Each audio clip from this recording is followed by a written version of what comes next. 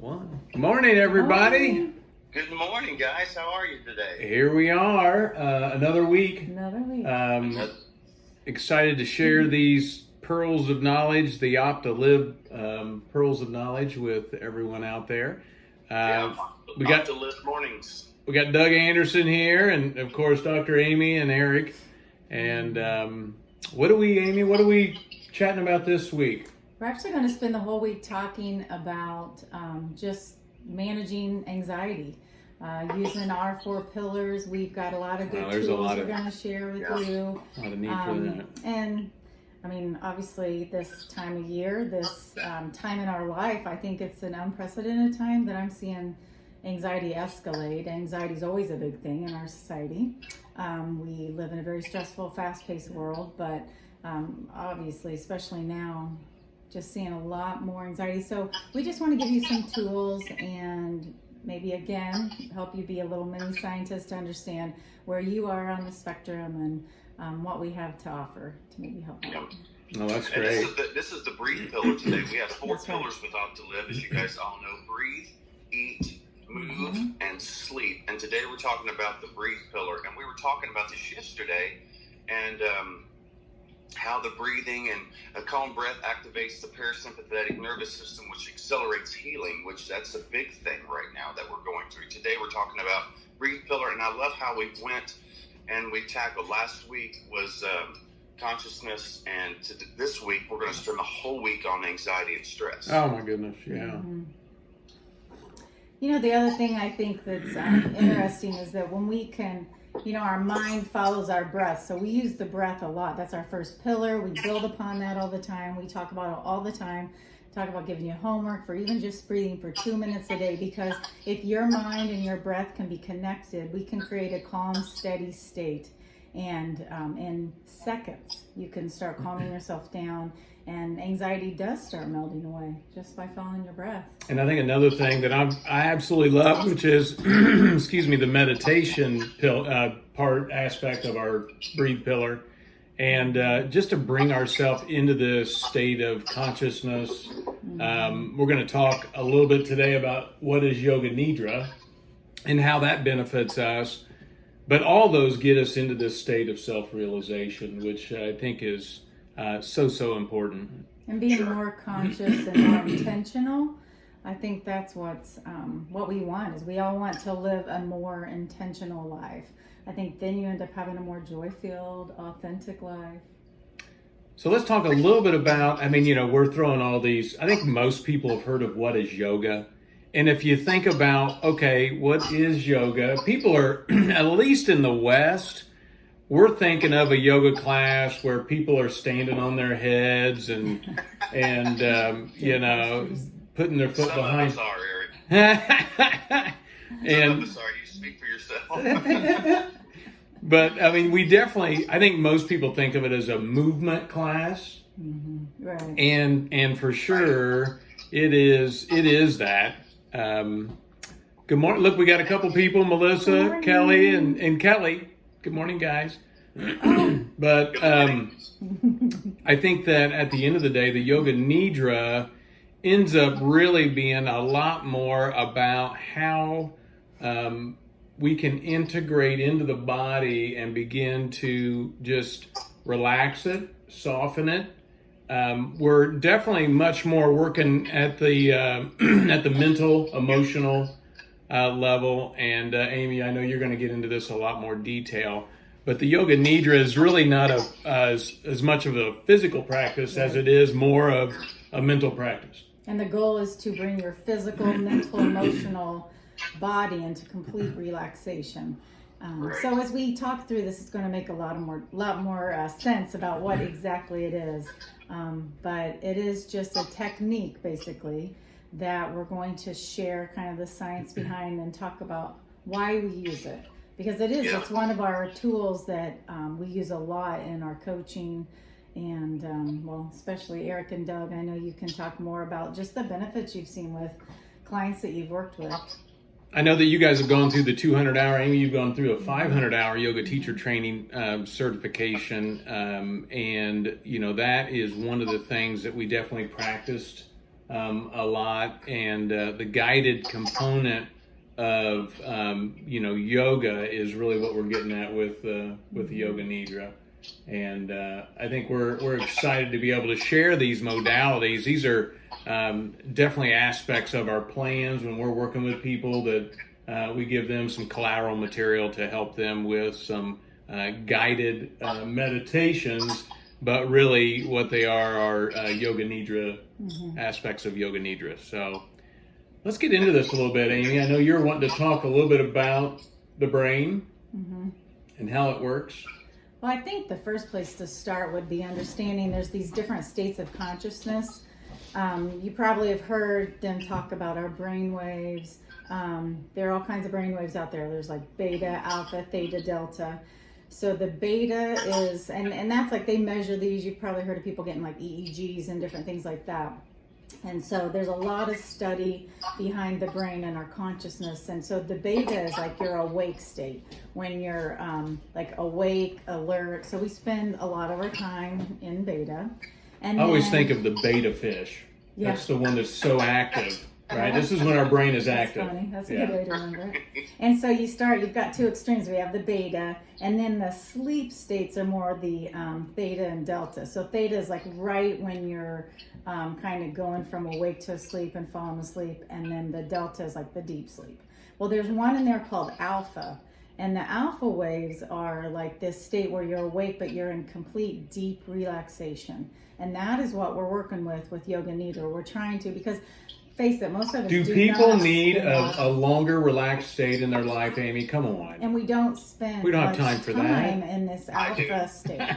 We all do, I know. I'm joking. And so there's actually been a lot of scientific studies on Yoga Nidra and showing the benefits to it, because it has benefits from, we talk a lot about these nervous systems and that parasympathetic system, about the calming system. Well, Yoga Nidra, a lot of it is shifting our body into more of that relaxed state. It's also been shown to do things such as like even lower blood pressure, help asthma, help anxiety, which we're talking about, and depression. So what we're trying to do is help your body, and this stuff goes on in our body without us even being conscious of it. This is constantly. It's how the body going on. works, yeah. And so we're just trying to help you find a way, help us all get more into that alpha wave state in our mind and in our body.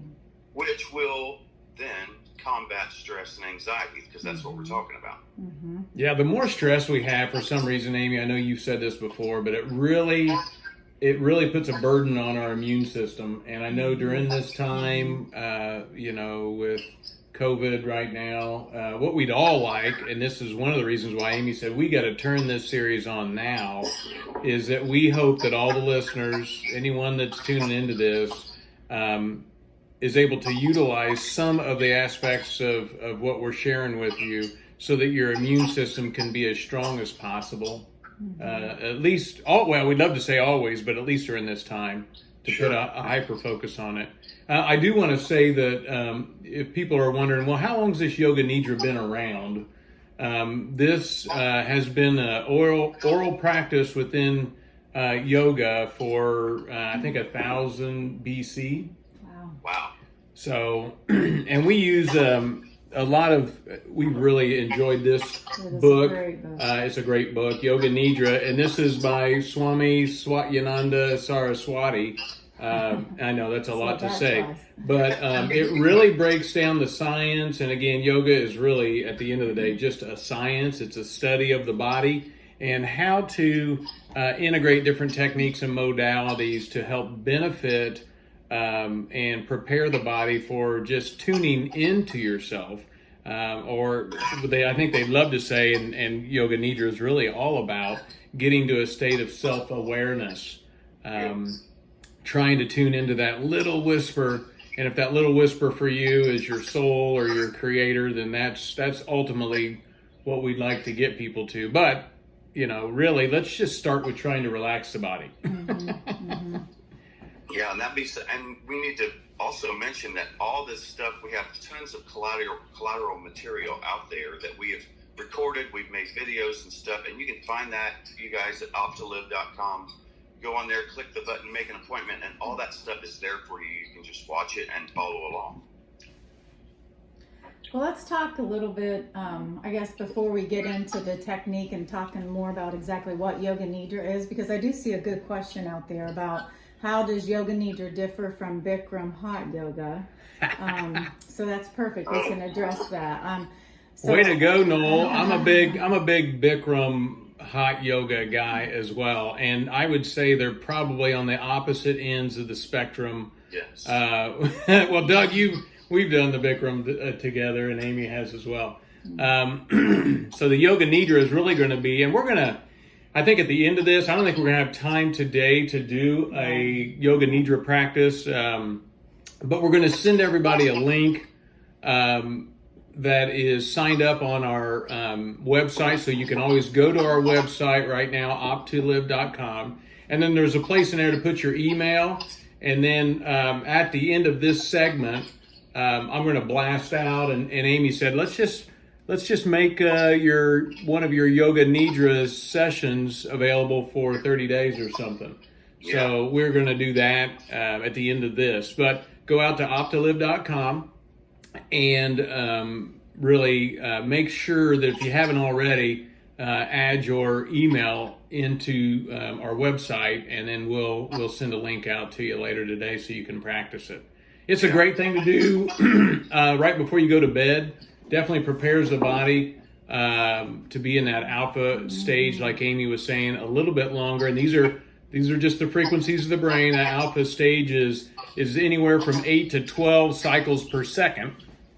But again, this is that deep relaxation, conscious dreaming, the visionary states of the mind, and it's a great place to hang out a little bit longer than what we do. A lot of times we go right from beta try to get into delta, which is deep sleep, and we didn't relax at all. And that's just not the ideal way to get into and prepare for the next 8 hours of your day, which is sleep. And a lot of people will say, I feel like I didn't sleep at all. Even though like they do a sleep study, they slept. It's because you're really not getting into that relaxed state, and you might be having a lot of dreams or just fitful sleep or waking up a lot, off and on, restless. So the whole point of it too is to help get better quality sleep. And we'll talk more about that this week, Thursday, on our sleep pillar. And I think Amy and Doug and I would say that I think as Americans, we've almost forgotten how to relax. We seem to wear a badge for being busy or being active, or having more to do than what we can get done. And it's probably not the healthiest way to live. It's interesting. I've heard people talking about it, and I think we've experienced this too, and I know you guys too, Doug, your family. We're so used to our kids being in school and in sports and having to leave and commute and go to work and come home and get dinner. The rat race. It's really strange to not have all of this time. You did say this just yesterday. You're like, this is really lovely. And there's parts, I really miss, because we got up and I missed going to church with my family. So we did online church with everybody across the country. And I missed, that closeness. It is hard. But I also didn't miss running late to church, because we're always late to church, running late to get back to cook, running to here, running to there. So I think right now is the time to take advantage of some pauses and maybe practice this Yoga Nidra. So let's get back into the stress response. I want to just, again, we're all going to be little mini scientists by the end of this to understand what happens. Well, it's interesting. So our eyes, our ears, right? There are senses. And sometimes it's our thoughts. And those senses, maybe they perceive a threat, or there's a real threat coming in, right? So we see something, oh my gosh, this is going to fall on me, or this tiger's going to get me. And so we send signals to our brain. And there's a part in our brain called the amygdala. And that's like an emotional control center. And so the amygdala sends signals. And if it's sensing stress, it'll send a distress signal to our brain. So again, that can be a true threat that's coming on. That can also be just a thought, a perceived threat, like, oh gosh, what if I get sick? What if I don't have enough money? So we're sending these signals to our brain. And so there's a place in our brain called the hypothalamus, which is like our command center, our control center. And that dumps out signals and chemicals, and hormones get released. So we've probably all heard of like our adrenal glands, our pituitary. Well, those adrenal glands secrete stress hormones such as cortisol, adrenaline. We've all heard of adrenaline. So you hear about stories too about how this stuff is happening automatically. How somebody's like, I don't even know how I lifted this car off of somebody. We're wired this way, yeah. They were, a car ran over them, and I don't even know where this came from. But because as all this is happening, all these chemicals get dumped and they get shunted away from areas that maybe it doesn't need right away, and blood flow gets shunted to areas that need it. Our breathing gets rapid. Our blood vessels might constrict to pump up more blood and to pump our blood pressure up and our heart rate up so that we can get ready. There are all these physiological effects. We start releasing a lot of sugar and fat so that we can be ready to use it to physically fight or get ready for stuff. Now, the problem is, that's under an acute stress. Our body's got an amazing stress physiological response, but we are constantly under stress day in, day out. We live in this high stress state, so we're always taxing our body, and we're telling our body, hey, beyond, come on, dump out more, we need more. So what does it do? It chronically is dumping out things like cortisol, adrenaline. Our sugar starts getting revved up when we dump out sugar and fat, and then we start building up more fat stores to be prepared because our body's in the stressed alert mode. So we start having higher belly fat. Our blood pressure goes up. We start having digestive problems. There's just so many things that physiologically are going on because these chemicals our body is telling us. And so what we can do with Yoga Nidra is we can actually calm down that stress response, because remember that stress response is the sympathetic, right? And we want to induce the parasympathetic. So Yoga Nidra is a great way to turn on the parasympathetic, turn off the sympathetic nervous system. So I'm just going to kind of walk through a breakdown of what a class would look like. And no, I know you were asking, is it like the Bikram? This is why it's not like the Bikram. Is that we typically would start with just some kind of, a gentle relaxation.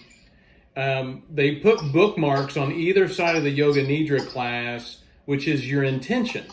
And your intention is usually something that allows you to become better to yourself or to those around you. It might be that I'm going to be more patient in my life, or whatever it gets to be. More forgiving, more loving, something high level. So you set an intention. And then we usually go through an integration of the mind and the body. And so I think we did this a couple weeks ago where we actually walked through a 61-point meditation. And so a lot of times there would be something similar to that at the very beginning.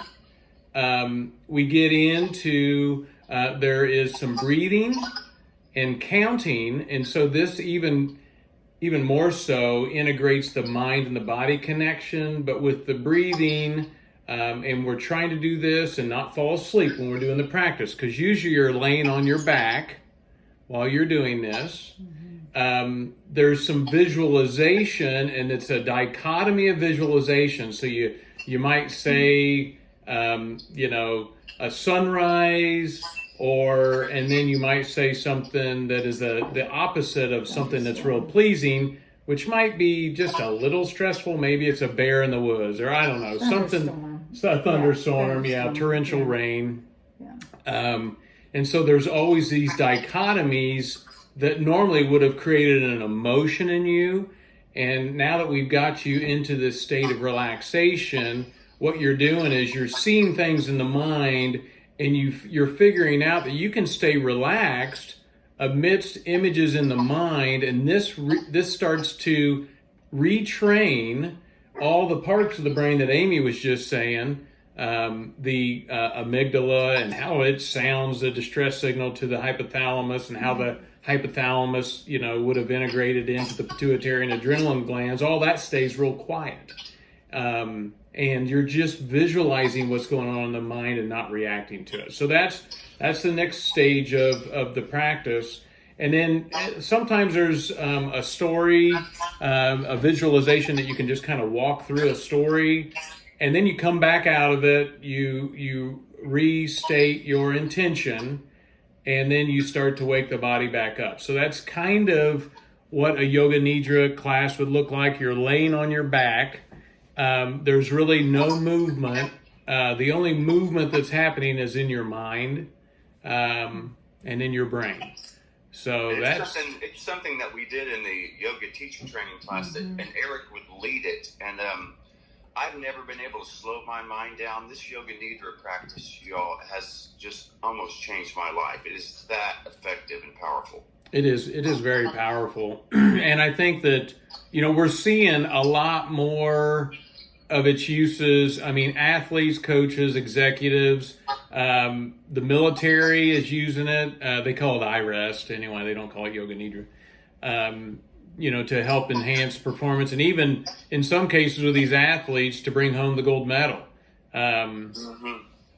But what we would definitely want everybody, and so there's all kinds of benefits of Yoga Nidra, but ultimately the true reason why it was created was 1,000 years BC, to help move people closer to just self-realization, just who are you, and integrating at that level. So, but use it initially just to remove and to begin to practice how to maintain states of relaxation. That's our first stage. And then let the other, hopefully be, the ultimate benefit. But you start just little baby steps. Let's use it as a way to find relaxation in our body and in our mind. We've had really good luck with it, using it with children and teens, in addition to adults, and for all kinds of things. But we did an interesting joint effort with kids who had unfortunately experienced trauma in their life. And again, I go back to that amygdala. Our amygdala remembers. And so once maybe even sometimes it's a smell that will trigger a memory that might not be a great memory. Sometimes it's a good memory.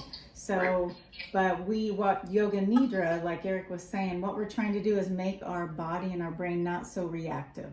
Because sometimes we will see or hear or smell or remember something, and we have a frame of reference from something that maybe happened in the past, or the way things, and we've always responded to things. And it doesn't have to stay that way. So our brain, we talk a lot about neuroplasticity. We can change and mold the way we respond, the way our brain reacts to things. And this is a perfect tool to help you, to help all of us, because we all have something that we talk a lot about, little T's and big T's, small traumas and big traumas. We've all had our stuff in life. And so this is, and even just kids, if it was somebody picked on you or made fun of you. I mean, there are things, or I didn't make the team, and there are little things and big things that have happened in our life. And this is and it doesn't matter if you remember what those things are. It's just that we all can use this tool, because we all need to try to calm our brain down, calm our response time, and like Eric always talks about, have more of a glass that's half full. Right. Yeah, and I think that the Yoga Nidra, and Amy is mentioning some of the research and some of the studies that we've done. It is also a tool to help with trauma, and the big T's and little T's, like Amy said. A bunch of little T's can have the same effect as one big T in someone's life. Post-traumatic stress disorder, I know that's one of the reasons why I think the military started to use it. They just renamed it iRest. But I know that at the military level, they're using it to help those that have had trauma in their life. But, if you've lived life for a while, we probably all could use this at some level. It's a very effective practice. And not dissimilar to going to the gym, and after a few months you notice, hey, I'm just a little more toned. Yeah. It's the same thing. It's just working at the brain level. And you would just realize, like Amy said, and the fact that now we know science is saying the brain's plastic, neuroplasticity, that all of a sudden 2 months later you're like, I don't know, I just feel better. I love life, and so that's what we want. I don't get so anxious over things. I don't react. I'm not so responsive. Mm-hmm. You probably need to mention as well, this is not something you need to go to a class for. You don't have to go to a Yoga Nidra class or something. This is something you can practice at home by yourself. Yeah. And before we get too far into this, I know we're going to do our drawing, our sponsorship drawing. If you are listening to this and you have not made a reply by way of saying hi or something like that, then you will not be in this drawing. So we'll give everybody just a couple of minutes. If you are listening, make sure that you say hi so that we can add you to the list of people that have the potential to win today. Absolutely. And we keep on mentioning, we keep driving people back to the website. There is so much for you guys to check out at the website. Of course, it's OPT2LIV.com. So many different things. We offer coaching sessions, we offer consulting, and I will say this, Amy, it's so great to have you back on the program. It's good to be back this week. I'm off this week. I'm working from home, doing video visits, and so yeah, everybody stay in, stay safe, and hopefully we'll be able to soon get put this behind us and transition life back a little more into what we're used to. Can you give us an update of what's going on out there? I think locally there are some good stats out on the Indiana State Department of Health website. Every day you can see the number of new cases, the number of total cases, and I would say we're testing a lot more people, which is wonderful. We're getting, and I think we're getting very close to being able to have something that is like a 5 to 15 minute turnaround. And I think our overall goal is that we can start really throwing this out to especially like first responders and healthcare workers or those that are high risk or in nursing homes and things like that. Right. So we are seeing about 400 to 500 new cases a day still in Indiana. I'm not sure that we've peaked, so be patient this week and hopefully as we start seeing those trends down, remember it's about 2 weeks after somebody's been exposed that before they symptoms. Maybe wouldn't develop symptoms. So we just need to be patient with the process. I think there are a lot of people, it's crazy the number of physicians and the government and the World Health Organization and the state departments and the federal departments that are all really putting their minds together and awesome work out there. And we're hoping to work on getting better testing, better maybe vaccines. Right. So if you guys are out there, we appreciate. We got a couple more people that have said hi, so thank you for that. The other thing is go out to OPT2LIV.com. If you haven't done so already, make sure that you add your email. It's at the bottom left side of the front page. Add your email in there, and then I'm going to, after this, go ahead and post to everybody our link to the Yoga Nidra practice so that you can have that link. And again, we'll keep it up there for probably 30 days or so that you can use it. That's great. And it's audio, by the way, so you don't have to have a computer or anything. Yeah, and it's 22 minutes. So the first couple times you do it, if you fall asleep, that's fine. Don't worry about it. I am guilty of that. But if you can hang in there, it's a great. It's great for just being present and staying in that alpha state a little bit longer. Mm-hmm. So, right. Are you running a generator today, Doug? You want me to run it? I just ran one. Okay, go ahead. Yeah, go ahead.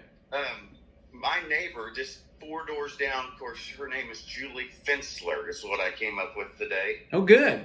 She's out there, and she used to be Julie Fields when we grew up together. But she's out there today. And Julie, if you're still watching, we'll send you a coupon code for 50% off our services today. Check it out. You will not be disappointed. So let's hit, awesome job. Congratulations. Let's hit our homework, the end of our bookmarks. We try to start and end each of the pillars with some little pearls. And that is go out there and at least try to find 2 minutes of stillness, or we're calling it meditation, a day. 2 minutes. You can get there by just some breathing exercises I know that we've covered here in these live sessions. Or just sit still and look at the sunrise for 2 minutes. But that's your homework. If you can go longer, that's awesome. Yeah, perfect. I'm loving this, you guys. I love being with you every morning. And I love touching people. Of course, Noel and Louise are out there. They watch from Australia. Of course, it's evening time at their place. And we love the... Good night, guys. Yeah. Thanks, Doug. Hey, we'll see everybody tomorrow for the E Pillar. Have a great day. Bye-bye. Bye-bye. Bye.